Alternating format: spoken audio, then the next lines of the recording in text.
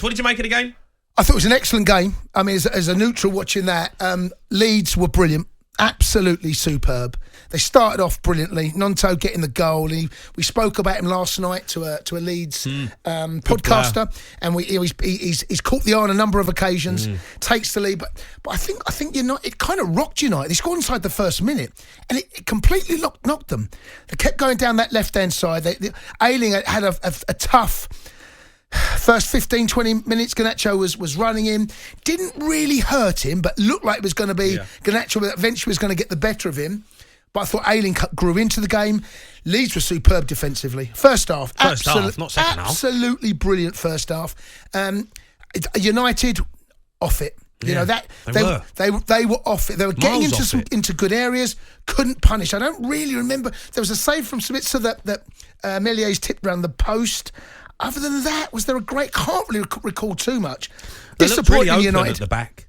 You know, and I've been surprised at that because Manchester United have been solid recently, but in the first half. Well, Harrison had a couple of chances where it seemed like there was where Casemiro normally is, there was a chasm. Not Casemiro, a chasm. He's gone through a couple of times. I felt his selection of passes, Harrison, not the right selection, but if he's going to play that pass, it's got to be better. Played a couple into Bamford, couldn't quite bring it down. I thought Gnonto was excellent. Look, Leeds can be so proud of that. This manager's Leeds, that's not a good result for United. That's a bad result because we all expected United to go there in front of the crowd, close the gap. Are they in a title race? Based on what I've seen tonight, they're nowhere near Arsenal and Man City. They're not. I've not seen Arsenal play. Come on, Jace. Injuries. Yeah, well, there's your problem. The fact that you've got injuries and suspensions, and that's the sort of performance you get. Yeah, I think United fans will be coming away, even though they were 2-0 down, that will feel a bit like a defeat. That's two big points dropped against a side that don't have a manager. I wonder what Jesse Marsh thought of that. Because they were brilliant. Well, I think Leeds fans would be happy with the performance. Oh, they were excellent. It was a no manager bounce. It was a no manager bounce. Has that ever happened before? There's a no manager bounce. No manager bounce. Yeah. Well, they've got a bounce having no manager. When it's in the dugout, there's a no manager bounce. But yeah, I mean, I think those Leeds fans leaving Old Trafford now can come home thinking, you know what? We have got a team there. They work their tail off. Adams in the middle of the park with McElhenney, superb. I mean, and don't forget, they had to deal with 2 injuries. 2 players had to come off inside 20 minutes. Yeah. One through concussion. There was another one. Can't remember. Was it someone else came off through Sinistera come off. Sinistera. So you think they've got to deal with that? Anyway, when they took the lead, it took Man United. It wasn't until the second goal went in. Good to see Sancho. So there were positives for United. Positive. Jadon Sancho back on a football pitch. Good to see him looking back. good. Looking good. We're still yet to see that player that everyone spoke about at Dortmund. But fingers crossed for him that will come. But I think United will go home and wake up tomorrow feeling that actually that's not. So the title race is over. Is that what you're saying? No, I don't know. It's not over. Or did it ever start? But it's not over. But based on what I've not seen United this season and gone, yeah, they can win it. They can get close. But I don't think we've ever gone, that's the performance, they can win it. That's the one you go, okay, put your money on them. Arsenal have been too solid and too consistent and too good.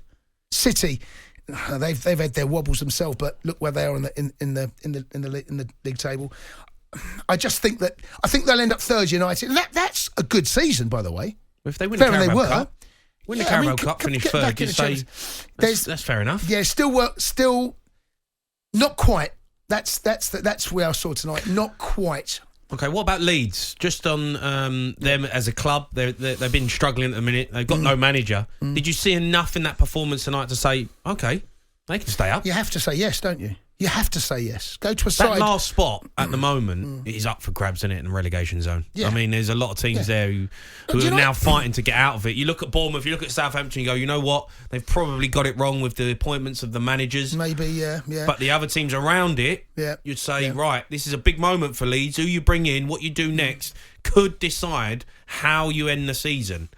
Well, look, and then again, you've got to get it right. Watching them tonight with the players that they've got, Gnonto, Harrison, Bamford, McElhenney, Adams. I was thinking, it's a good side. Yeah. Ayling grew into the game as well. He's a dog. He's skipper for a reason. But that's one of the toughest places in English football right now, Old Trafford. He's made a bit of a fortress there, Ten Hag. He'll be pleased they got a point out of it. But really, looking over the whole 90 minutes, he'll know they weren't good enough to win that game tonight. Really, genuinely weren't good enough. Michael Scabala there seemed like he didn't really know what was going on. Well, he obviously doesn't.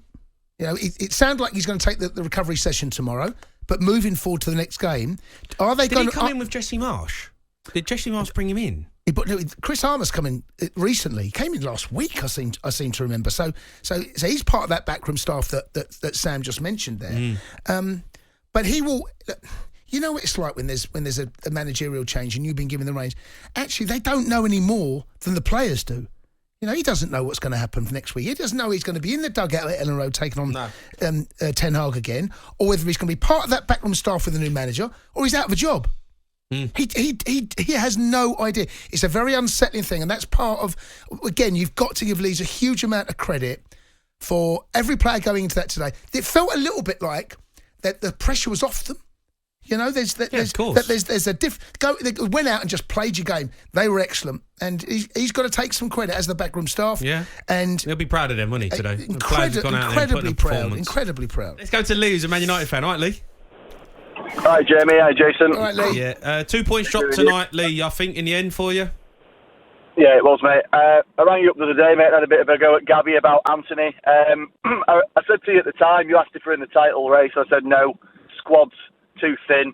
I think it proved it tonight. I think to give credit to Leeds, I thought they were really good for the first hour, and as soon as we scored, I thought we should have got on to win it. We missed a lot of chances. Bruno was terrible tonight. I think when Bruno's not on it, United aren't on it. You know, he creates so much. Fred was a disaster. Dalot didn't look fit, which isn't his fault as Wan-Bissaka was ill. But for the first time, actually, I thought Martinez and Varane looked tired. Yeah, they did. They've been playing a lot of football, and I thought Leeds really had a go at them. It's the first time I've seen them shaky. You've been playing a lot of football, though, Manchester United. I think you've had a game every 3.5 days for about 3 months. Yeah, we have. But that's why we need to shake it up. And I know it's hard when you're in the mix, but as long as we get top 4, that's all I think United will take right now. And then you've got to build and buy more in the summer. We had 4 kids from the academy on the bench. Yeah, we saw the bench. I want to ask you about Martinez. He a bit fortunate, I think. The VAR didn't have a look to the kick to the head to Bamford. I don't know if you saw it. He knows what he's doing. Yeah. He's left his leg there and he's caught his studs around his chin. It's not red, Jace. It's not red. No, but there's probably not enough to prove it. But you and I both know he's deliberately done it. It's naughty. He's naughty, but he's deliberately done that. Do you think he's left his foot? Without question. Without question. That's what I like about him, though, Jace. The United haven't had these animals in the park like Casemiro, Bruno, Martinez. They've got bite about that. They don't have to do anything. So they've got bite. They've got a bit of heart for the shirt. So I'm not saying it's right, but I don't. No. I'm just Look, we all love that. We all love that rogue in our team. Okay, but I'm just saying. On another day, in Champions League or Europa League, or not in Champions League, Europa League comes. But let me tell you, a referee might view that differently. But I know he's deliberately left his studs on his face. The Sports Bar with Jamie O'Hara and Jason Cundy. Monday to Thursday nights from 10 on AM, on DAB, via the talkSPORT app and on your smart speaker. talkSPORT.